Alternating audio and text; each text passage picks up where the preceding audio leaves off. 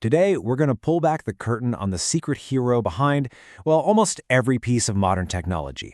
It's this invisible force that can take the faintest whisper and give it enough power to cross an ocean. It's the silent spark that learned how to roar. We're talking, of course, about the amplifier. So let's just start with a really basic question. Why is it that when someone walks away from you, their voice just fades? It gets lost in all the other background noise, right? Well, it turns out the exact same thing happens to an electrical signal in a wire. Doesn't matter if it's sound or radio or electricity, every signal loses energy as it travels. Eventually, it just gets so weak, you can't tell it apart from static. So, to build the world that we all live in today, electricity needed a sidekick.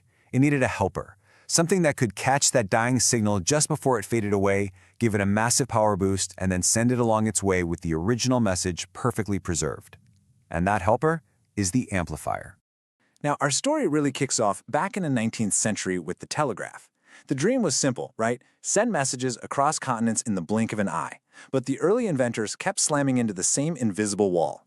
And that wall? It was a fundamental law of physics. We're talking about Ohm's law. It basically says that as an electrical signal travels down a wire, it's constantly fighting against resistance. You can think of it like friction. And this fight turns the signal's energy into just useless heat. The voltage drops and drops until, poof, the message is just gone.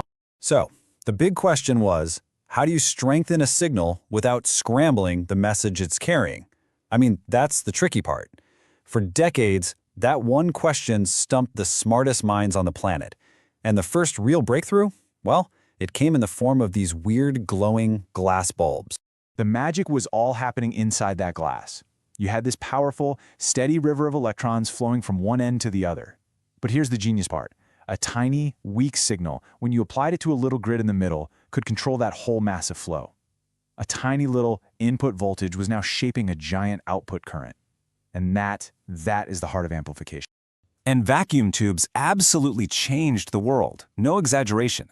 They gave us radio, long-distance phone calls, even the very first computers. But this revolution, it came with a hefty price tag. The tubes themselves were huge, they were fragile, they got incredibly hot, and they were serious power hogs. The world needed a better way. And that better way would end up sparking a revolution that, honestly, we are still living in right now. It was an invention that would finally take the amplifier out of these massive cabinets and put it right into your pocket. Now, think about this for a second. The vacuum tube was invented in 1906.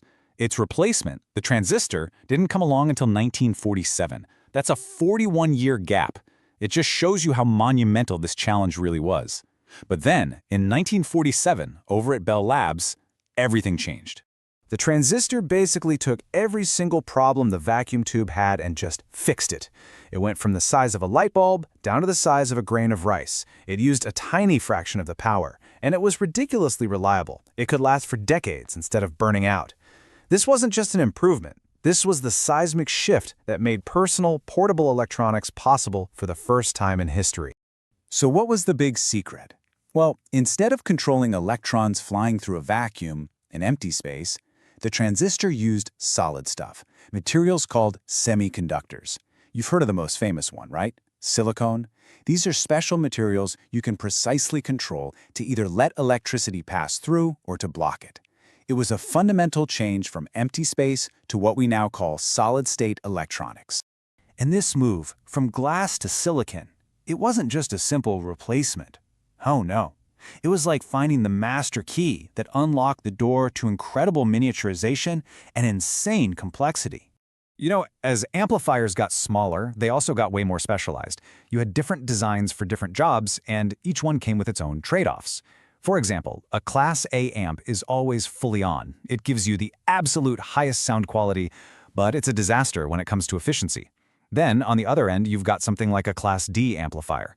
It's super efficient because it's rapidly switching itself on and off. That makes it perfect for small, battery-powered devices. But the real magic of the transistor was just how tiny you could make it.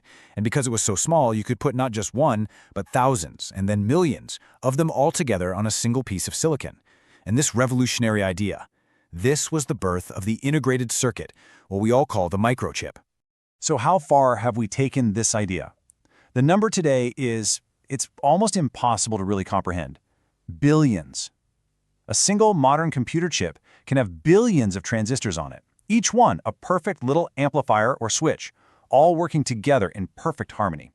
And what that means is that tiny little invention from 1947 is now the bedrock of our modern world. It's not just in a few things, it's in, well, everything. It's in your smartphone, in hearing aids, in the satellites orbiting the Earth. It's in the Wi-Fi signals filling this room right now. Every time we connect, listen, or compute anything, we are relying on billions of these microscopic amplifiers. But the story isn't over, not by a long shot. As powerful as our technology is today, that fundamental quest, the search for a cleaner, stronger, more efficient signal, is still what's driving innovation forward. Researchers are pushing the limits every day. They're using new materials like gallium nitride, which promises way more power and efficiency. They're messing around in the wild world of quantum physics to create amplifiers so sensitive they have almost zero noise. That would let us detect the faintest signals imaginable. And they're even designing amplifiers that are inspired by the human brain to make artificial intelligence run better. Because no matter how complex the tech gets, the fundamental goal has never, ever changed. From the very first vacuum tube to the quantum circuits of tomorrow, the mission has always been simple and really kind of beautiful. Make the invisible visible. Make the whisper loud, but do it without changing the truth. And this leaves us with a final, fascinating thought. For over a century, we've used amplifiers to hear voices from across the globe and signals from the very edge of the universe. So the real question is, what other whispers, what other invisible signals are still out there, just waiting for us to amplify them next?